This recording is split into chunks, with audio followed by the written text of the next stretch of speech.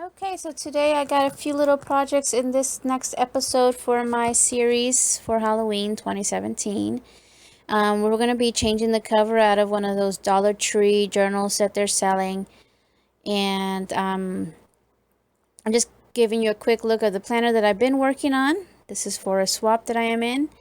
And you've already seen all those things that I've made in there. I've been doing sort of a process video series, but I'll be doing more projects. So there's the composition book from Dollar Tree, and I'm going to be cutting out the cover by simply using my blade and cutting the thread that is holding the cover and the paper together.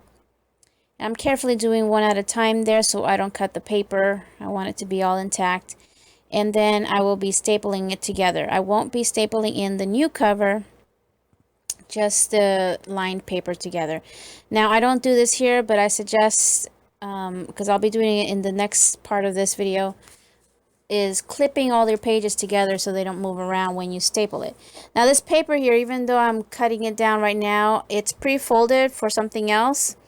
I'm going to use it because I didn't want to lose it, and I'm trying to trim it right on the fold, and it's not trimming very well because of the fold mark.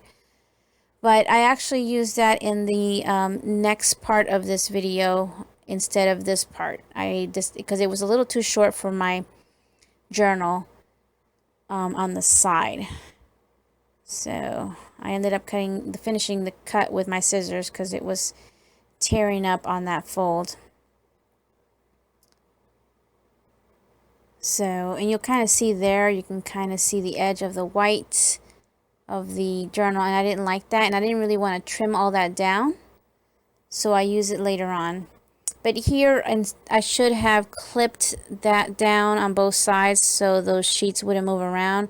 You'll see me struggle with my stapler. It's a very old stapler, but it works, and that's a foam that's meant for like curving leaves and petals.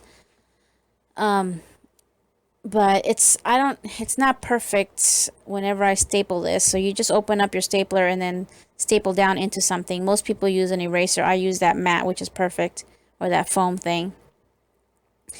But my paper did move around, and you'll see me after I've already put everything down. I'll take out that bottom one again and redo it because it wasn't centered. So it's better that you clip it down with some binder clips. I didn't do it here, but I do it in the next part of this video. So I'm only stapling those together, and then the cover is going to be separate so that it can be changed out whenever you move out of one traveler's notebook into another. You just change out the cover to go with the theme, if that's what you want to do. Since this is Halloween theme, you might want to go into a normal planner later on and just, slip out that cover and replace it. Alright, so you can see what I'm doing there. Really simple. And here I just I think I pull out another paper. Yeah, so this is 12 by 12. I can't tell you the name, but I've been using it, so if you want to know, I do mention it in some previous videos. I'm going to cut it down to 7 inches in height, and what am I doing here? Oh, and then I'm going to cut it down to 10, I don't know if it was 10 1/4 or 10 1/2. But just go by your cover. I think I had written it down, but then I lost that paper. But that fits better. It's a 5-inch width, so you just want to go a little bit more than 10 inches. I want to say it was 10 1/4. I do round my corners with my corner chomper, the 3/8 size. I don't completely crease my paper 100%. I crease it some. And then I just put it on and it's done. There's my cover. It's going to slip right into my journal. My planner. Not mine. It's for my swap partner. And then, bam. I didn't mean damn. I meant bam. But there's the bookmark I made in the other video. So, see, you don't need to staple in your covers. Alright, so now we're going to make a journal from scratch. And I spelled that wrong. Form, scratch. I'm not going to fix it. I'm going to leave it in because I just mentioned it. I'm taking printer paper, and this is, you could use any printer paper. I don't know what brand it is. Found it at either Target or Walmart. It's 8.5 by 11. I'm going to cut it down the length to 7 inches because that's the height of all my journals in this planner. I'm not cutting the sides yet. I'm going to fold it in half, increase it really good. There's 5 sheets in there, so giving you 10 pages total. I think that's a good amount. Now I'm going to, you see my arm because I'm grabbing my binder clips now. And I'm going to clip it on both sides there so they stay in place when I staple it. And it came out a lot better. And I'm just going to do the same process. I only put 2 staples in. I don't feel like you need too many.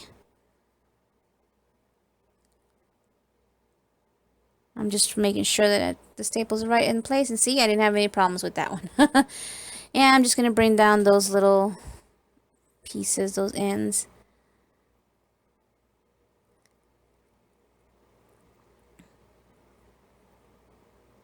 Okay, so now I already had that other paper cut down. So what I'm going to do is cut it to 5 inches, which is what the measurement of that other paper was. It was a 10-inch length cover, which was just a little too short. I needed that extra 1/4 inch. So here I'm going to trim it down to 5 using my cutting mat. I'm using the ruler on the cutting mat to follow the 5-inch line and trim it down with my blade. It's a new blade that I put in there.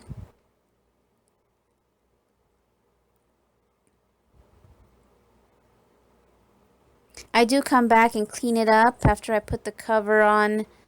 You know, I put the cover over and I realized I need to just trim it a little more and clean it up.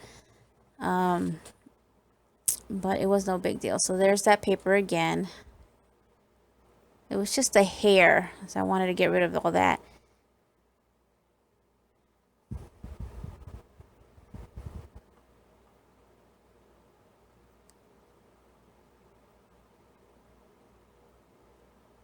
I was recording this one morning when my husband was still sleeping.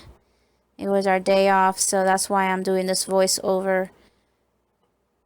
I did everything that you're watching here early in the morning. I think I got up at 4 on my day off because I wanted to keep going with this project and bring out as many episodes for the series as I could. Just rounding the corners again, and it's pretty thin, so I was able to do the whole thing there. Okay, and I'm going to insert it to see how it looks. I'm really loving the way this has turned out. Alright, I like to just keep flipping the pages just to see how it all looks together. Okay, now we're going to put that aside again. And we're going to be working on the pen loop. I am making 1 pen loop for this. And I just had stuff out on my table because I'm also going to be doing paper clips with stickers. That's from Hobby Lobby. The pen is from Dollar Tree.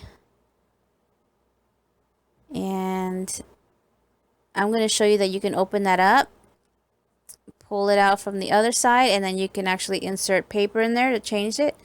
I'm leaving it as is because it coordinates. That little binder clip, don't know where I got it from, but they are sold at all stores, including Walmart. I'm just going to use some hot glue here, and I'm going to glue the tip of my elastic and stick it onto the binder clip. And I kind of push it in under the little, I don't know what they're called. There's like a little curve there, and I kind of just shove it in there and cleaning up any glue. And I put my pen in place to see how much I want to cut. And I'm going to leave it in. There's a part here where it just was too tight, so you're going to see that I redo this. I decided to leave that part into this video so you can see that it does hold, but when you need to take it apart, you can. And I was having trouble. It was getting caught. That's why. That's why I kept doing that. So here I pull it apart and I get rid of that piece, and I do it again. I just give it a little more slack. That particular elastic, it's a little more stiff than the other elastics that are more like fabric. So anything that is hanging off the pen, even if it's a slight little ridge, gets caught on it. That's the only problem with that particular elastic. If you don't have a pen that's just smooth all the way down, then it kind of just snags a little bit. So you need a little more wiggle room. And I felt that, I just did that right there and it felt like it was just enough. So just an FYI with those elastics, because they do have different types. So I'm just going to clip it in and then add the pen. And that's done. Alright, so now we're going to do a few paper clips. I think I make 2 with stickers and then 1 with a couple of brads. And for this, that is baby powder, and I have a little paintbrush, a little circle punch, a glue gun, and stickers. The baby powder is for the back of the stickers so they don't stick anymore once you've put it all together. And I'm just kind of picking out some. I was feeling them because some are a little thicker than others. They look like epoxy. I just placed that down and was looking to see which one I liked better on there, and I think I went with that black one. So we're going to punch a circle with some scraps. That's the smallest one I have, I believe. I don't know what size that circle is, that circle punch. So we put some hot glue and then the circle on top. I'm going to be pressing that in there. Cleaning off the glue. And then I'm going to be brushing on the baby powder on the back of that sticker so that it's no longer sticky. In the past, I used to adhere my sticker to cardstock and then cut around it and then do my paper clip. But I had a hard time, fussy cutting around some of the stickers. So I learned through YouTube that you could just use some kind of powder like baby powder and just brush it on or stick it on with your fingers, but I just use a brush. I'm going to do one more. I wanted a ghost. What I like about the stickers is they're nice and flat, so you can put them on the inside of your TNs for decoration. Alright, so punch another hole or circle and stick that on. And then the same thing with the baby powder, just brush onto the sticker. And you got some really cute planner clips for the holidays. So yeah, definitely for all holidays this will work out, and I'll be doing all the holidays. Okay, so that is done, and now we're going to go on to the brads. I've had these brads for a while, and I want to tell you that they are from Michael's, but I'm not sure. I've had them for at least 3 years, I think. And I'm going to take 2, one of each color. And I'm going to be cutting those prongs on the back off with my Tim Holtz scissors just to get rid of that bulk. Just got to be careful when you cut them. You're going to have a piece left over that you want to push in. So I'm kind of flattening them, whatever's left out. And then I'm going to be sandwiching the paper clip between the 2 pieces that are left, and I'm just going to be using hot glue for that. So it makes a really cute bling paper clip. I'm just going to put a lot of glue in there because there's a bit of an inset, a little dip inside. So put the glue, the paper clip, and then add the other one on top and just kind of hold it in place. And I was making sure that they were all even and cleaning it up. And again, that method could be used with any color blings. This is just for Halloween right now. And I kind of wanted to see how it looked inside. Although later on you're going to see that I pack some of the paper clips separately, except for those 2 that were on the inside. You can put it on the side, as just showing you how you can use those. And you can turn it around and use whatever color you want. Alright, on to the last project for this episode. And we're going to make a dangle using the earrings that I found at Walmart. I already made a couple of other ones with the same earring. There's the packaging. That's the second one. So my planner already has one of those. Now I'm going to do the same exact thing Again, you can find those at Walmart in the jewelry section. I'm just showing you the pieces that I'm going to use. A little bit of chain with only 4 of the chain links on there, and then a lobster clasp. Walmart has those. That's the earring piece, so I'm going to take that out. You just take it apart, pull it apart, and then slide off the little thing there. A really cute spider. And now I'm just opening the actual links instead of grabbing any other pieces. And I'm using it like a, what's it called? Those rings. I always go blank. And then it's so short, it's kind of hard to work with. But now I'm going to be adding with the link again, the little lobster clasp. It fits in there perfectly.